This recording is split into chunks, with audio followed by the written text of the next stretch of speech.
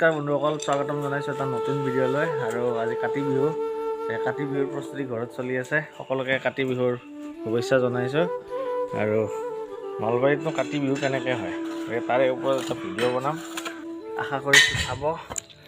এতিয়া দেউতাই মাতি আনি আছে পথাৰৰ পৰা, মানে এটা ধিফা কৰিব লাগে। আমাৰ নলবাৰী ভাষাত এইটো ধিফা বুলি কয়। সেই ধিফাটো কৰাৰ কাৰণে মাটি লাগে। কাতি বিহুৰ কাৰণে যিটো আমি তুলসীৰ তলত চাকি দিয়ে, সেই তুলসীৰ তলত মাটিৰ এটা ধিফা লাগে। সেইটো কাৰণে দেউতাই মাটি আনি আছে। লগত আছে এইটো পুতুটো হৈছে এটা ডেঞ্জাৰ মাল। সি দেউতাক আজি এৰাই নাই।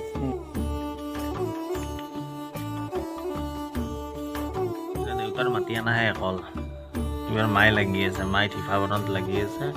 ধিফাটো একদম ধুনীয়াকৈ মায়ে নিজৰ হিচাপত বানি আছে ধিফাটো। এইটো ধিফা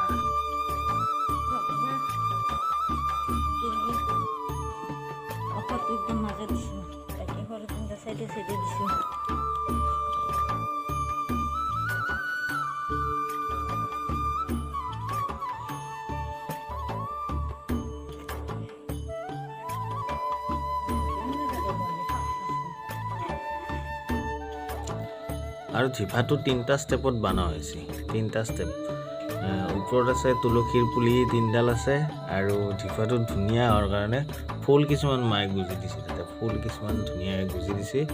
আৰু ইফাল চাইডে যিটো আমাক সৰুতে আগতে কৈছিল যে ইয়াতে ৰাতি হেলিকপ্টাৰ আহিব, তোন ৰখি থাকবি, কাষৰ মানুহে তেনেকৈ কৈছিল।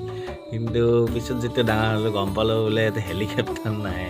একচুৱেলি যিটো ছাইডত বনোৱা আছে তাতে ঠগিখান দিয়া যাব, থাপনা তাত বনোৱা হ'ব।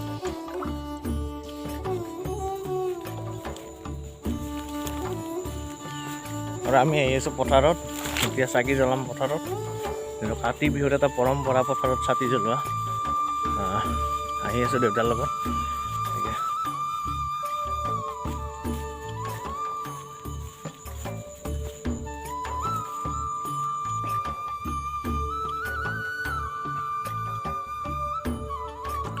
এইবাৰ খেতি ভাল নাই দিয়ক আমাৰ, মানে কি খৰাঙৰ দিনত পূৰা খৰাং পালাক, পানীৰ দিনত পানী।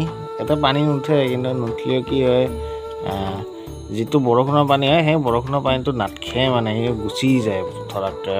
ৰ'দ বহুত খৰাঙৰ কাৰণে 2-3বাৰমান খৰাং পাইছে, সেইকাৰণে এইবাৰ খেতি বেয়া হৈছে।